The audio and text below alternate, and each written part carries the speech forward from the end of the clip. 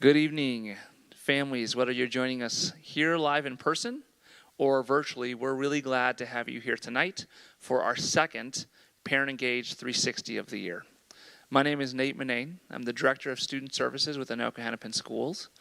And the Student Services Department, along with our Communications Department and our Parent Involvement teams, are very excited to be able to welcome you tonight to our second of 3 Parent Engage 360 sessions for our year.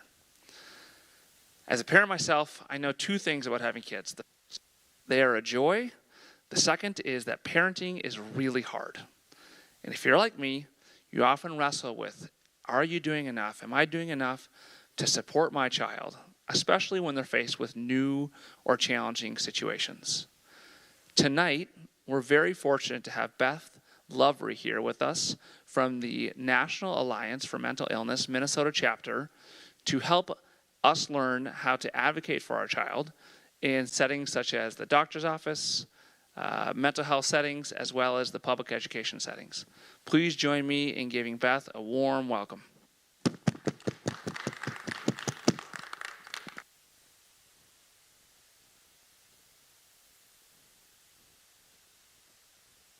There we go. Yay! Hi! I don't probably need this microphone, but here we are, right? So you're going to get Beth extra loud today. So thank you for having me in Anoka-Hennepin. Like Nate said, my name is Beth. I'm a family peer specialist with NAMI, Minnesota. What that means is I'm a person with lived experience. I'm not a therapist. I'm not a mental health professional. I can't give advice. I can't diagnose anybody. But I'm here to give you my lived experience. My kids, 16 and 11, both have mental health challenges. And so I've had to navigate the system for the last 14 years. And so I bring that experience to the table, along with a lot of my coworkers also. So I'm here to talk a little bit about all the different strategies that we've come up with in a presentation for you to think about when you're advocating for your child. I also want to let you know I am an Anoka-Hennepin School District parent. I also did work as a VSC at Evergreen, and then also as a para and a substitute in this school district. I also went to Monroe Elementary way back in the day. So I'm very in tune with the Anoka-Hennepin School District. So I have some information that's going to be directly for you guys, because I want you guys to be able to find that information today. Okay? So, how many of the people in the room are parents? Yes. Awesome. How many of you would describe your experience as a parent challenging? Oh, it's challenging, right? That's what he said. Parenting is a hard role. Parenting a child with a mental health challenge or a developmental delay can often be even harder. But I'm here today to tell you you're not alone. And there are advocates to help you with your child, including me. So we're going to talk about that. So what is advocacy? Advocacy is defined as the action that speaks in favor of, recommends, argues for a cause, supports or defends, or pleads on behalf of others. Advocacy doesn't mean being right or adversarial. It can also mean collaboration, education, and evaluation of what is best for those we're speaking for. So advocating for your child means speaking up for your child's medical, educational, and legal rights until they can do it themselves. And we're going to talk about that too. So places where we might need to advocate. School, here we are, right? Doctor's office, therapists, mental health providers. We might have to deal with friends or families, maybe the neighbor kids or the neighbor adults we might have to advocate for our kids. Sometimes we have to advocate at religious services to get what our kids need. So we're going to talk about strategies in being successful to help you advocate for your child. So here we're going to jump right in.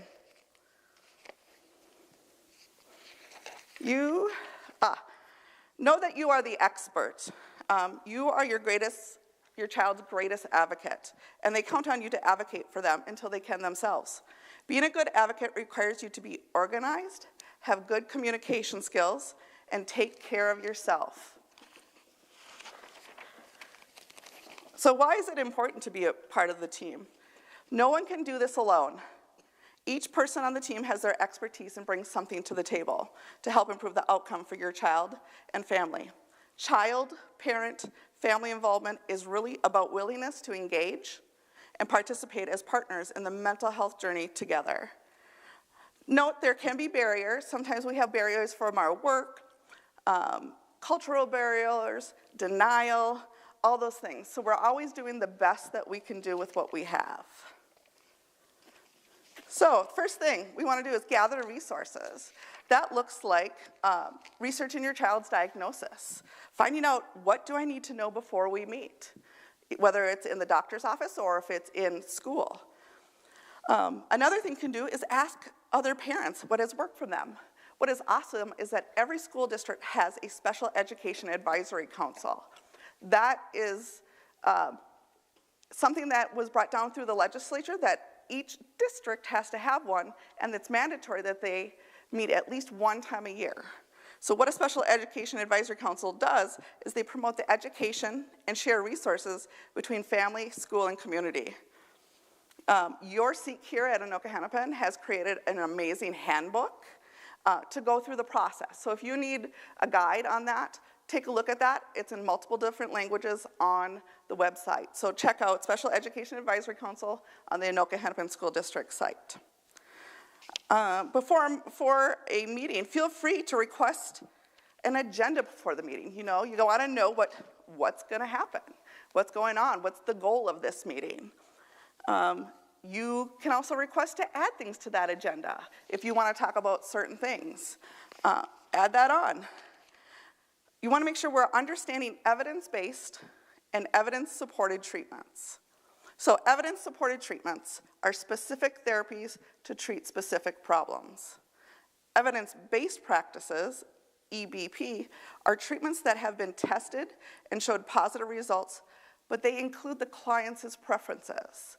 So they might choose that. So things that might be of EBP is cognitive behavioral therapy or dialectual behavioral therapy. Those are those options. You can also contact an advocacy organization prior to going somewhere, or if you have an issue. It's okay not to know everything. There's no manual on how to parent, especially when there's a mental health challenge. It's new. It's okay. I would love a manual if somebody wants to give me one. I don't know if I'd read it, though. I don't got time. So, otherwise, we can take a class. So this is a class from NAMI, Minnesota. You're the expert, right? We have other classes like transitions or special education, early warning signs, post-secondary. We have a psychosis class. All those are about 90 minutes. They go a lot more in depth. You can check out NAMI.org, and we have lists of classes on there that you can go ahead and attend. Most of them are Zoom, so that it makes it easy to just go ahead and do it at your home, and they're free. So check those out. Otherwise, again, families have many resources here right at school. Parent educators, social workers, community ed classes, special education teachers and paras, and again, that special ed advisory council. Every meeting you attend for your child is a business meeting for somebody else. So they have certain things that they need to be accomplished in that meeting and guidelines to do it. So do you. Like one of the professionals, be calm, diplomatic, tactful, and strategic. Your professional area of expertise is your child. Now, we know that we're not just advocating for anybody, right? We're advocating for our child, so there's going to be some emotion in that. It's okay, feel those feelings, feel those emotions, know that they're there, acknowledge them. But we want to back it up with policy, procedures, rules, or laws so that we can advocate for their rights. So example, I'm so frustrated that changed. Look up the law. The law states changes can't be made without written permission by the guardian or the parent, right? So you're mad, but you can find that law to back it up and get what you need for your child. So reviewing that IDEA law, the 504 plans, and any of those statutes would be a great option. And you don't have to memorize them. You can look them up at any time. Also, there are other advocacy sites like you can call us, and we'll be like, hey, you can say, hey, this is what's happening, and we can direct you to where that's going. Otherwise, PACER, too, another organization that's very good at advocating for those in the disabled bracket. They give great advice also.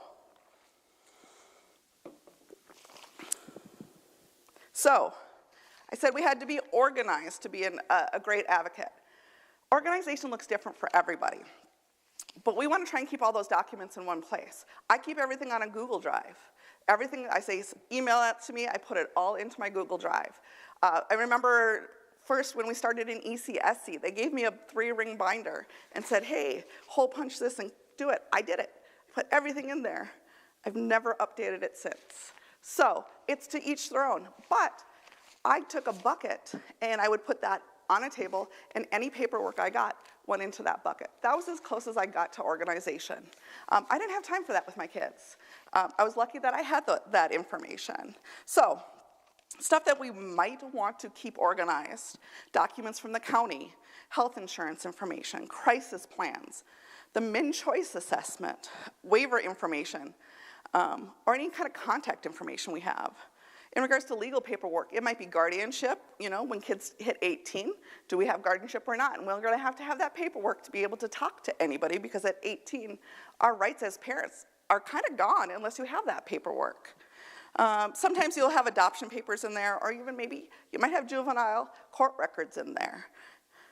Otherwise, medical, you might have names and contact information for the professionals providing therapies, services, medication management, any of those types of things. You might want to list the medications in there, the doses they're at, so that you're prepared. So if you need to hand that over to somebody, that's all going to be right there. We do that in my crisis planning class. We set up a document and we do it together so that you leave my class and then you're ready to go with all that information in that folder, so that you don't have to go home with another assignment to do. We might have the school records, the copy of the 504 plan or the IEP, or anything else. If there's a functional behavioral assessment that was completed, or if there's a BIP going on, the behavior intervention program, put that in there. That's the information that everybody might need when you go from school to medical to the community. Depends, then you have it available. So you don't have to redo it all. The other thing is documents. We want to document everything, data, data, data. When we're looking at a child's behavior, we want to find the data. We want to see what's behind it. And so we want to find a system that works for us, either a paper calendar, an online phone journal, or you could even use like a calendar. It depends on how you do it. I have one right in my phone because I will write something in a notebook and I'll have 50 pages going on, and then I have to go back and look for it. Well, I have a journal for each of my kids. And so when I'm like, on this next IEP, I want him to have a functional executive functioning goal. And I put IEP and executive functioning goal. So when I go to that IEP, all I got to do is search in that journal, and I find the notes I already made for myself, because otherwise they're going to be 400 different sticky notes everywhere. Some other examples might be sleep. Doctors often ask about sleep. That's the number one thing. How is the kid sleeping? Are they sleeping? Are they getting those full sleep? Document that. When do they go to bed? When do they wake up? How do they go to bed? Is there a TV in the room? If you need to have the sleep, but that might be something you need to document. You might want to document if you got a call from school. Who was it? What happened? What do you have to expect on the way home? Medication changes. Those are big ones. You might need to check in with school to see how your student is doing. Hey, was that bump up okay? Are they making it through the day? Or are they too tired? Or did they lose their appetite? Depending on those meds, right? We got to kind of track that to see the benefits of medication versus the side effects of the medication. Also, conversations. Who did you talk to? When did you call? What number did you call? Any of that information, we want to put it in writing. Documenting helps track your child's progress. Remember questions to ask at a meeting, track actions that have occurred or not occurred, helps you get in the habit of writing things down. And that comes to put it in writing. It gives you a paper trail and it keeps emotion out of the conversation. And again, we have to prove it if they've met those guidelines or not, and so we want it in writing and everybody's on the same page. It gives you that paper trail. So when you're doing that, keep it brief. Do one issue per message. Get right to the point. Don't threaten or insult. Thank them. Include your name and your contact information as one document of everything that you need. So, 2, if you're making a phone call, follow up with an email. Hey, we just got off the phone. I'm going to reiterate what we just talked about. This is what I expect. This is what you said you're going to do. This is what's happening, and then go forward. Then it's in writing. And you had that conversation, right? So documentation is important. When we're talking to them or documenting those things, we need to speak their language. Treatment is medically necessary.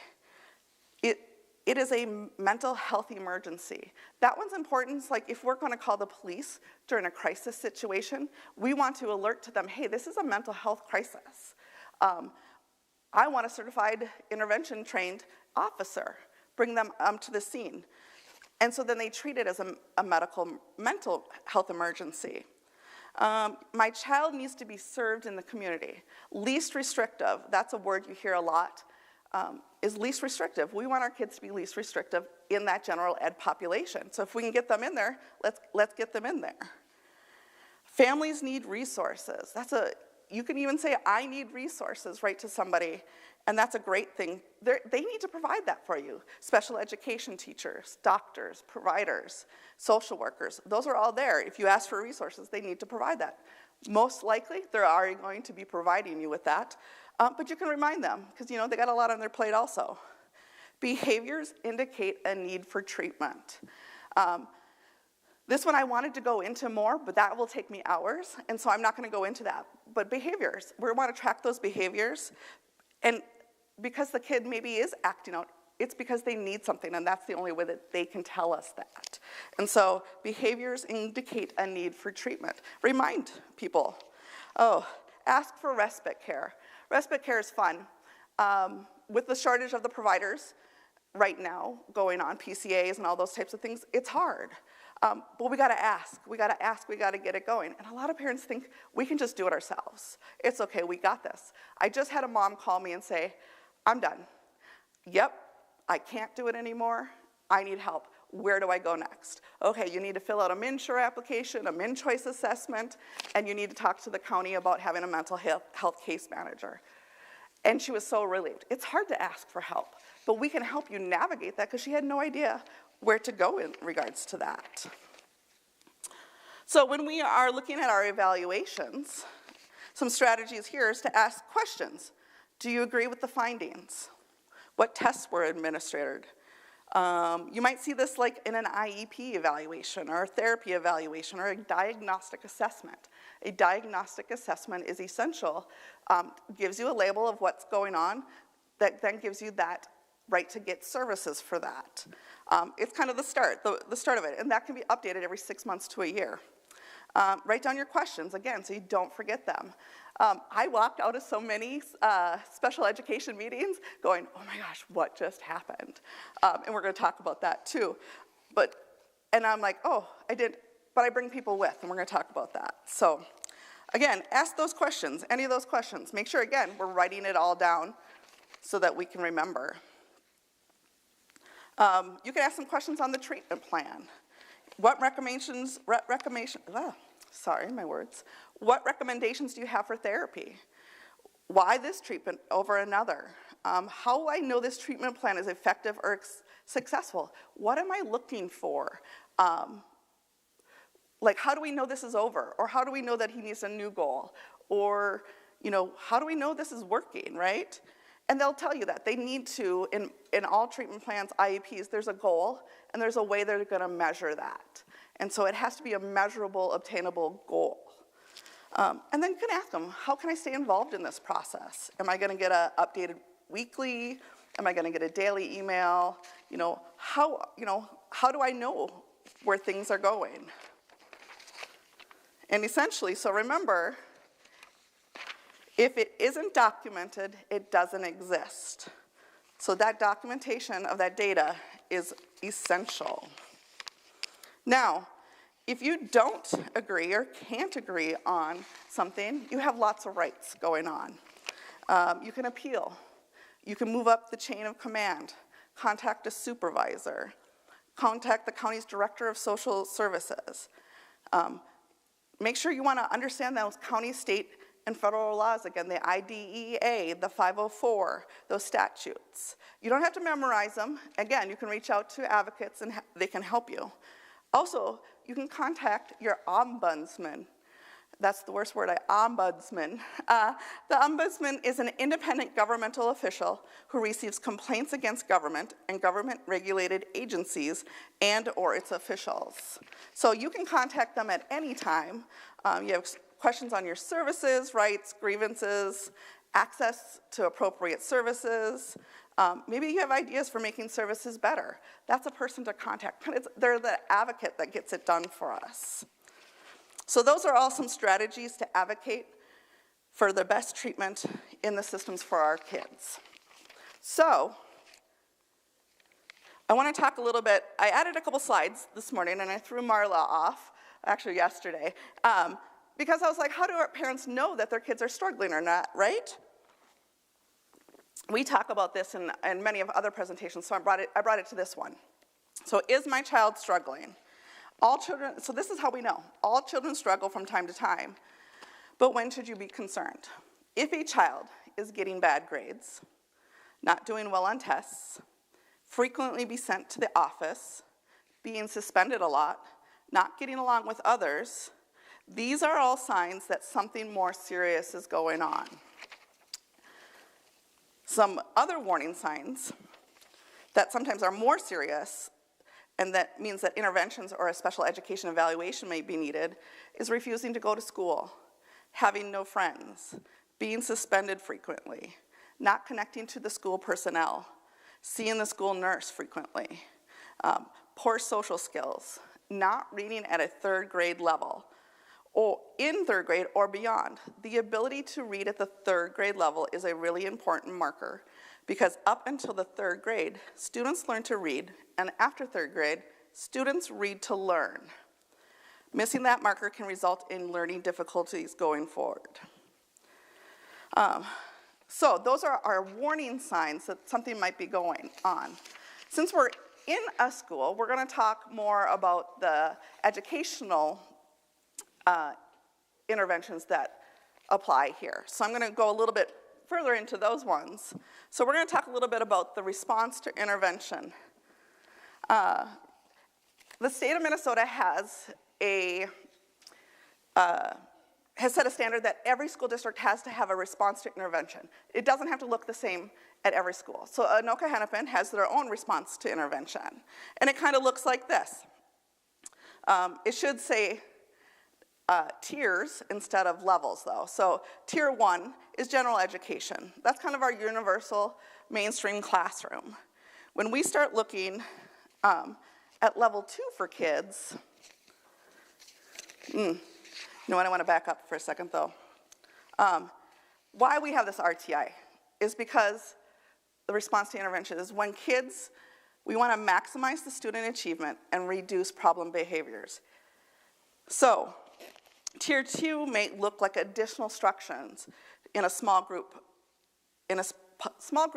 setting. So like wonders, we have wonders here a lot in the elementary school. So kids might be pulled out a couple times a week if they need additional assistance. So that might not be a 504 or IEP plan. That's just additional support, right?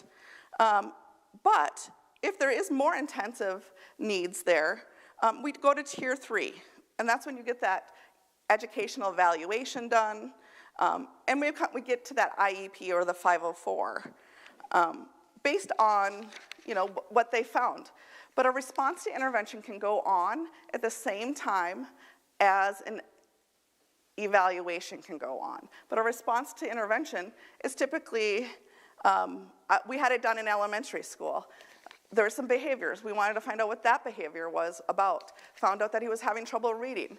Got him added to the reading groups. Solved the problem. So no IEP or 504 was needed. And that response to intervention system really worked to do that. I also want to note, though, is in Anoka-Hennepin School District, RTI is also used to identify students who may be academically advanced learners so that they may be placed in the talent development program. Sometimes the warning sign might be an indication that the child needs more challenging work. So it might not just be because they're lacking. They actually need a little bit more. And so that's kind of awesome that that's put into place. So we're going to talk a little bit into IEPs and 504s. What are those, right? So we do the special education evaluation, and it's determined that they might need an IEP. These are plans for elementary or secondary school with for a child with a disability. There's 13 different disabilities that are an option for that child. When they do that evaluation, they're going to find that for them, so that gives them the legal right to go, hey, okay, now we're going to do an IEP, which is a legal document. In that document, it's going to have specialized instructions, modifications, and accommodations, which we're going to talk about. And that also includes specialized services like occupational therapy, physical therapy. It can be any of those services that you need. If there's a psychiatrist right here at school, that can be written into that IEP. Each of those IEP has goals in there, and again, they're tracked with progress over the time. So they're collecting at school in that IEP the data, and they're going to give you reports that quarterly of update of that information. And so that's what an IEP is. So a 504 plan is, again, a plan for elementary or secondary school. An IEP typically ends in 12th grade, or at age 22 now that the laws are up to that, but going into post-secondary or into college, that's where the IEP stops. And typically, that's where the 504, the accommodations, continue. So 504, again, is a legal document. It's based on the laws. The child's going to receive a lot of accommodations so they can be successful in school. And we're going to talk about that here on the next slide. So accommodations versus modifications. Accommodations change how a student learns. So it's going to be maybe, one of my kids have ADHD, so they might need an extra 30 minutes on top of a test. Or they might be brought to a separate room so that they're not distracted during a test. Or it might be orally given the test that way, and they can give their answers orally. It's an option. It's how, right? Modification, that's when it adjusts the curriculum. And modifications are only in IEPs. So accommodations and modifications are in 504 and, accommodations are in 504 and IEPs, but modifications are only in IEPs. So it's when they adjust those learnings. So maybe one of my son's plans says he never has to do a word problem. He doesn't, and then he can get multiple choice in most of his questions. Those are modifications to how he's learning. They can also change what they're learning, and so like somebody's in 10th grade, they may be going down to the 7th grade level, modifying that educational level for them. Any questions on accommodations versus modifications? That work out? We can always ask later too. Awesome. So, some tips for an IEP meeting. So we're at school, or before school, we want to request a copy of the plan before the meeting. We want to know what's going on, right? We want to, why am I coming? What are we looking at? Who can you bring? Typically, if it's age appropriate, you're going to want to bring the student. I didn't bring the student until like 5th grade. 4th, 5th grade, where they're getting that ready to transfer into middle school, and they're starting to advocate for themselves. It's up to you if you want to bring the child or not to that. I always brought a note taker. Even to one of my IEPs for my son, I brought his behavioral analyst, his DD waiver, his mental health case manager, his therapist. I think that was it. Yeah, so there was 5 of us. I felt so supported. It was amazing. You can bring whoever you want to those IEP meetings. Sometimes in those IEP meetings too, I'd call my mom and have my mom on the phone and be like, Mom, listen to this and take notes, because I know I'm going to walk out of there and not remember exactly what happened. So you can bring your note taker. You can bring whoever you want into those IEP meetings. Ask questions. Again, say please and thank you. Remember that outcomes need to be in writing.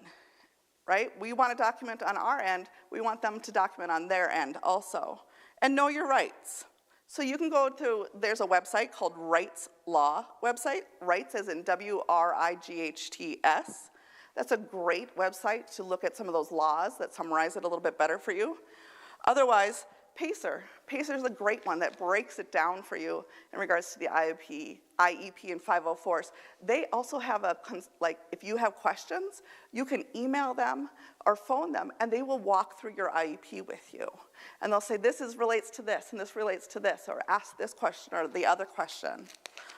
So there are advocates out there. Yeah, so those were some tips from an IEP. Now let's talk about us. Let's talk about parents. That was a lot of information, right? So what are some feelings that parents might be feeling in regards to raising a child with intensive needs?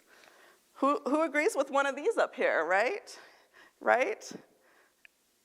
If not today, maybe tomorrow. We'll see, depends on the day. Overwhelmed, stressed, disconnected, incompetent, ashamed, inadequate, isolated, paralyzed, stressful.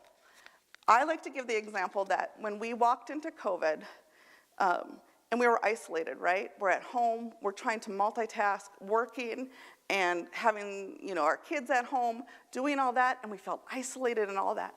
That's how special needs parents feel. Not all of them, but I was like, hey, now the world's gonna know how we feel. They're gonna know how we feel because it's easier to keep our kids in the house and not go out because it's just controlled there. It was a real realization, and I don't like that. I really don't like that happened because now we're coming out of COVID and we're finding that there's a loneliness going on. There's a big thing going on of lots of people needing to get more mental health services, and there's not enough providers for that. But that was one way on how people could empathize with special needs parents. So that's stress, right? So what does stress do to the brain? We know that when we are in a stressful situation, the brain will produce impaired performance because of strong anxiety. When a person is under great stress, evidence shows that there can be very little retention of verbal instructions or simple calculations. Again, this is why I always bring somebody else to that IEP meeting. I get stressed out. I get intimidated at those meetings. I get intimidated going to speech therapy sometimes. But as I've grown and over the last 14 years, things have changed. And I've learned that I am the expert, and I do have a valuable place there. I just gotta learn how to manage that stress so that I can function. So, we need to prevent burnout. As parents, we want to fix it all, right? We want all our children to feel better, do better. So we often schedule numerous appointments at the same time and try so many different interventions, hoping that it will relieve the stress, when in fact we might be burning ourselves out. As family peer specialists at NAMI, we hold support groups every month. We have 4 different support groups. Mine is the second Wednesday of the month. We have principles of support. And these are things that we talk about at our support meetings. And I get more out of those support meetings sometimes than some of the people that go to them. But some of our principles of support are we have to forgive ourselves and accept we cannot solve all problems. We expect a better future in a realistic way. We never give up hope, and we aim for better coping skills. Those are things that we reiterate to each other, saying, hey, we got this, right? Remember, it's okay. We can do that. So if you need to, go to a meeting, and you're gonna find your peers there, and you're gonna understand, and it's a great, safe place to be. And we like to prevent burnout, but we know that it still happens. But we gotta try, right? And how we do that is a strategy of self-care. Sometimes when we focus on our child's needs, we neglect our own needs. It's essential to take care of ourselves so you have the good energy to advocate for your child, right? Put your oxygen mask on first, right? If you don't put your mask on, you're not gonna be able to help anybody else. I know that's easier said than done, totally easier said than done, but we gotta try. Because it gives us the energy, patience, and strength to be able to be good caregivers, workers, manage stress, and deal with life problems for our kids. Now, self-care is gonna look different for everybody. But it's important. And we want to sometimes do that self-care so that we're modeling it for our kids, so that they don't, so they can manage stress. Because everybody has stress, right? And everybody has a little bit of anxiety. That's the fuel for our life. But we want to be able to take care of ourselves and show our kids how we do that. So self-care might look like obtaining respite care, getting somebody to watch the kids for a little bit. Grandma is my favorite. It's just so much easier just to drop them off at the house. We've got to ask for help. That's hard. That's really hard to ask. I'm going to tell you that I just asked my mom, first time in 14 years, for her to come home from Florida for a week because it was too much. I needed support at home, and she came home. First time in 14 years, and it still has a little weird feeling to it, but I am so thankful that I asked her to do that because everything went so smooth the first week that we were trying new programs. So ask for help. And she even froze a bunch of meals for me. I love it. And taught the kids how to cook them. It's even better. Again, support groups. Find the people that get it, right? You say, hey, my kid, broke my lamp today. And somebody else in that group's going to be like, mine too. How many lamps have you gone through? I've gone through 20 this year. It happens, right? And you find your people. And that's normal, and it's amazing. It's a great feeling. Another thing from support groups is we say, we find strength in sharing experiences. We do find strength. We get wiser. Some more things, we want to make sure that we're taking time to treasure our marriage, our partnerships, our friendships, right? Express and reflect. This is the one I'm lacking on right now. Journaling, drawing, painting, listening to music. Maybe playing an instrument, right? These are all self-care things that we can do, that we can show our kids how to do, and they're those positive coping skills. So we want to make sure that we're doing things that bring us joy, that make us happy, and we want our kids to see that. Sometimes my self-care routine is making sure that at 8 o'clock, I stick to that. It's 8 o'clock, it's bedtime, we're having family time, that 8 to 9. That's what we're going to do. We're doing this, that, and the other thing, and then I can go to bed going, we're set for tomorrow, and I stick to it, and that's what it works. Instead of being like, oh, I just want to go to bed, the next day is going to be a lot easier. Self-care can also look like putting do not disturb signs on your bedroom door. I had to do that, and I have locks now on my door because kids love to eat Doritos in my bed, and when I'm going to crawl into bed at 9 o'clock when I'm already exhausted, I don't want to feel Doritos on my sheets. Yeah. So,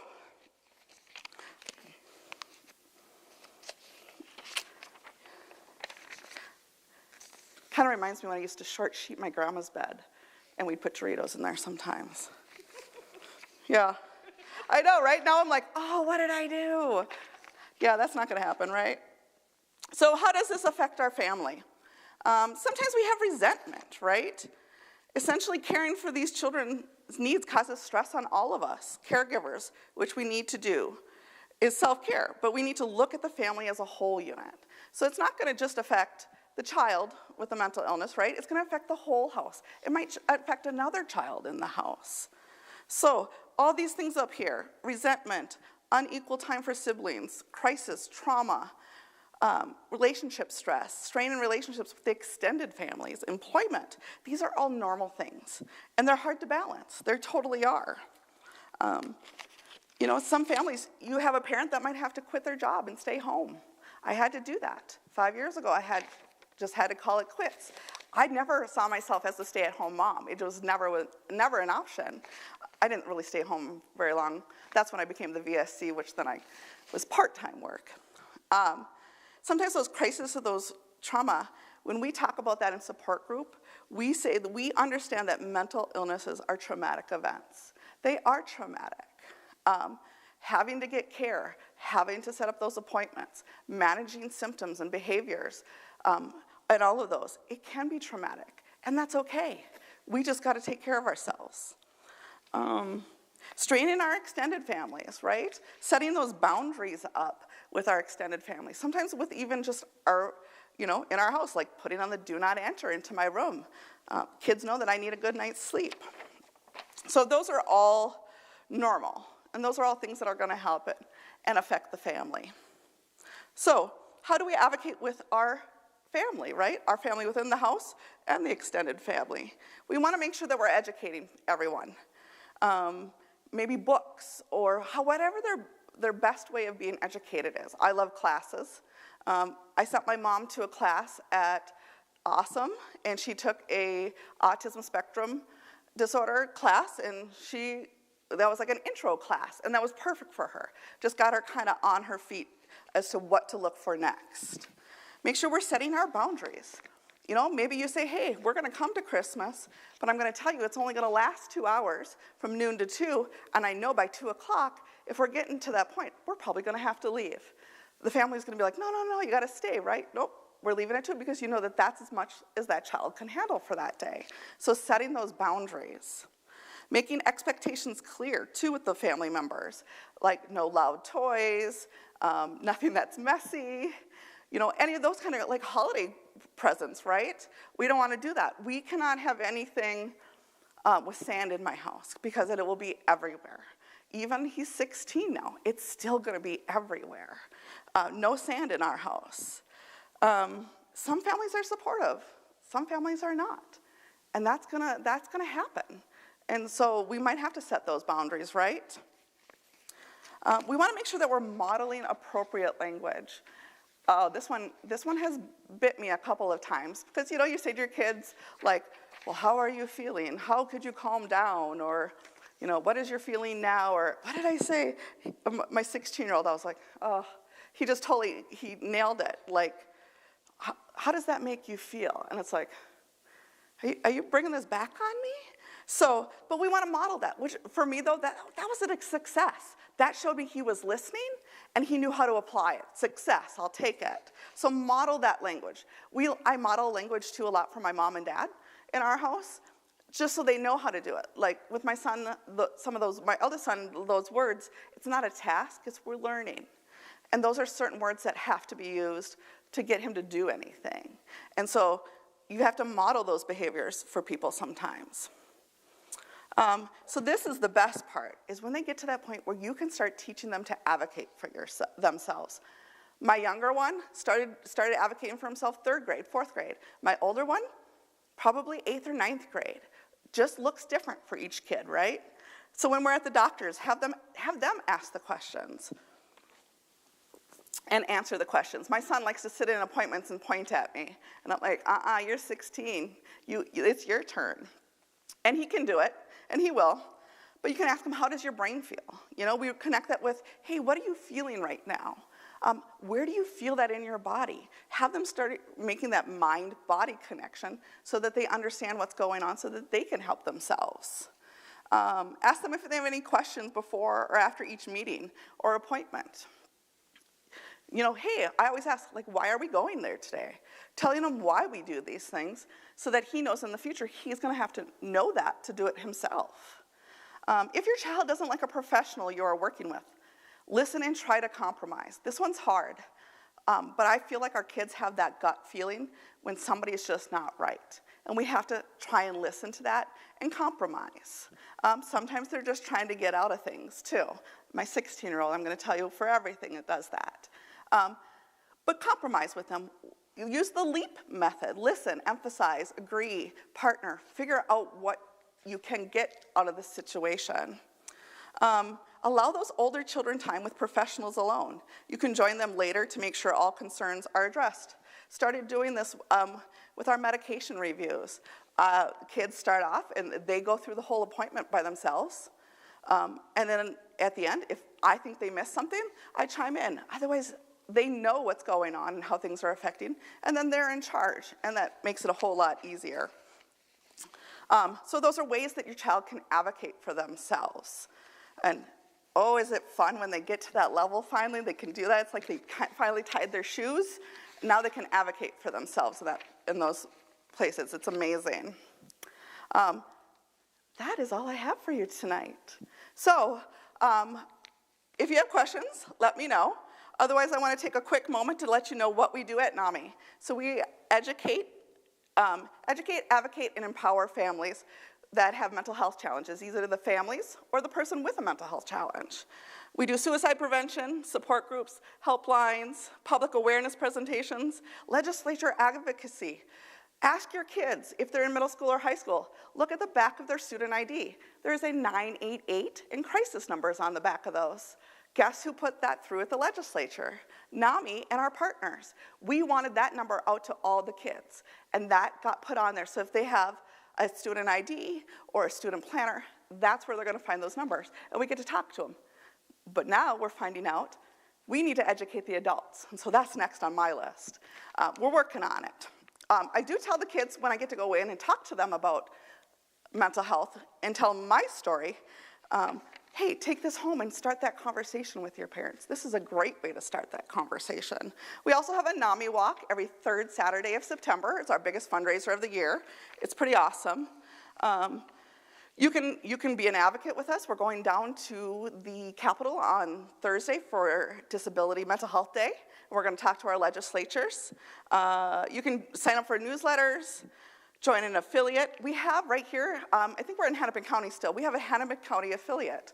Hennepin County goes out and educates just Hennepin County people, because that's their mission. I love that, because I can't hit everybody. Be a sponsor, volunteer, become a donor. Always looking for volunteers. There's some contact information, but this is what's important, is I need a survey. We are a nonprofit organization. How we get our things is data. We need to put that data in to get grant applications. So if you guys could scan that QR code, complete the survey. It's also going to ask you some questions. Do you want to have the newsletter? Or do you want to get contacted about this? It's a great way to connect with us. So, thank you very much for having me tonight. If you have questions, please let me know.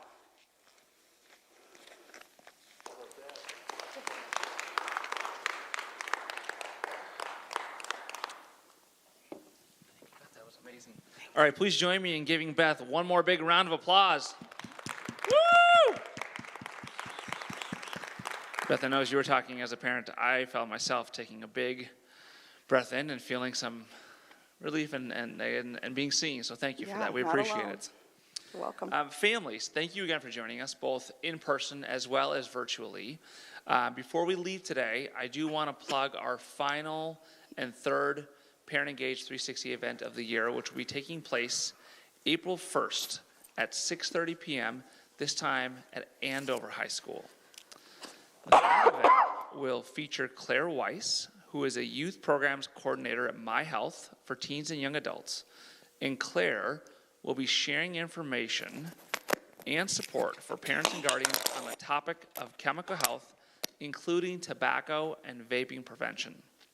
For more information, please go to ahschools.us/Parent Engage 360, and you're going to spell it out.